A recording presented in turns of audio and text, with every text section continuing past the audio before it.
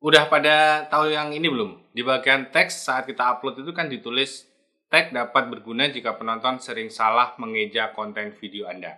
Jika tidak, tag berperan kecil dalam membantu penonton menemukan video Anda. Ada dua hal yang disampaikan di sini ya, berfungsi saat penonton salah eja. Misalnya konten kita tentang skincare, ada yang nulis skincare.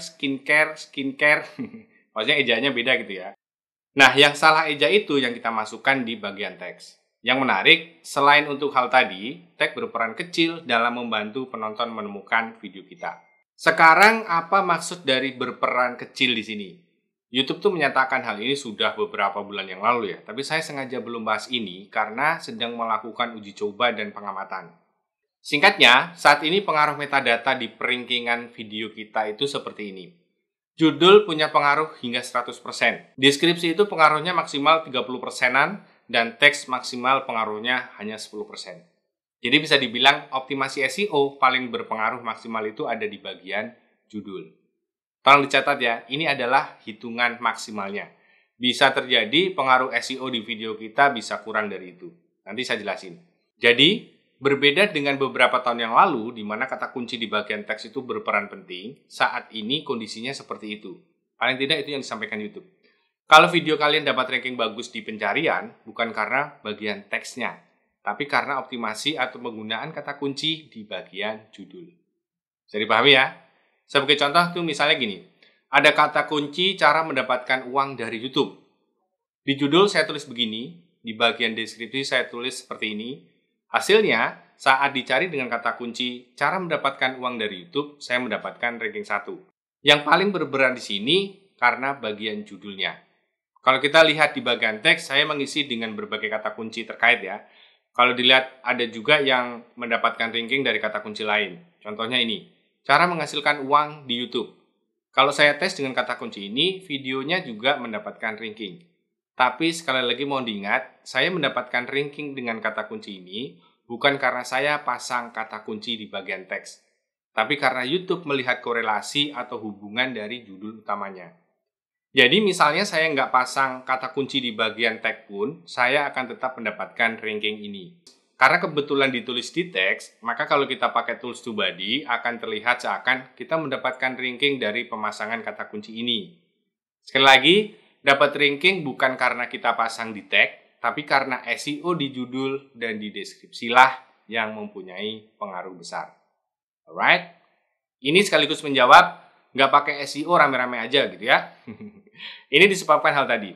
Karena judul punya peranan paling utama, maka apapun yang tertulis di judul akan disorot, dianalisa, dan dipahami oleh mesinnya YouTube. Jadi mulai sekarang, teman-teman tetap lakukan riset SEO seperti biasa, tapi penggunaannya cukup fokus di judul dan deskripsi. Untuk bagian tag, ya tetap diisi karena walaupun hanya bernilai 10% atau bahkan mungkin kurang, tetap ada fungsinya. Selain juga untuk mengecek kata kunci apa aja yang dapat ranking di pencarian. Saya kasih contoh lagi. Ini cara baru menggunakan SEO untuk optimasi. Saya akan pakai keyword explorer-nya TubeBuddy. Misalnya video kalian tentang cara memerahkan bibir dengan cepat. Ternyata ada juga yang nyari ginian ya. Ini kalau dilihat hasilnya itu sampai jutaan view-nya, ya ampun. Kumpulkan dulu kata kunci lain yang masih nyambung. Bisa ambil aja dari rekomendasi TubeBuddy ya. Kata kunci ini nantinya akan dipasang di bagian tag. Kalau udah, kita urusin judulnya. Judul bisa kita isi cara memerahkan bibir dengan cepat sampai menor, misalnya gitu. Bagian deskripsi kita masukkan kata kunci tadi. Baru rangkai dalam kalimat. Misalnya, bosan bibirmu pucat? Berikut cara memerahkan bibir dengan cepat. Dijamin menor. Memerahkan bibir wajib dilakukan biar senyum kamu semakin meriah dan cetar membahana. Misalnya deskripsinya gitu. Nah, perhatiin ya. Saya memasukkan kata kunci utuh dan sebagian dari kata kunci dalam hal ini memerahkan bibir. Setelah itu kita bisa buat deskripsi tambahan dengan melihat kata kunci yang lain. Ambil aja satu kata kunci juga bisa. Misalnya di bagian deskripsi kita tambahkan, tips ini juga bisa jadi cara memerahkan bibir hitam dengan cepat. Jadi jangan khawatir, bibirmu sehitam panci gosong bisa jadi merah merona. Misalnya gitu. Dengan cara ini, kita akan memaksimalkan SEO sesuai dengan sistem rankingan YouTube terbaru. Kalian boleh aja tidak peduli dengan SEO ya, tapi harus diingat YouTube itu adalah website dan YouTube adalah mesin pencari. Salah satu dari 3 sumber traffic utama adalah dari penelusuran. Sambil belajar bikin video, bikin thumbnail yang bagus, rekomendasi yang tinggi, manfaatkan semaksimal mungkin SEO-nya. Biar dapat views dari penelusuran, biar videomu nggak sepi-sepi amat. Semoga bermanfaat, sampai ketemu lagi. Semoga bermanfaat, sampai ketemu lagi.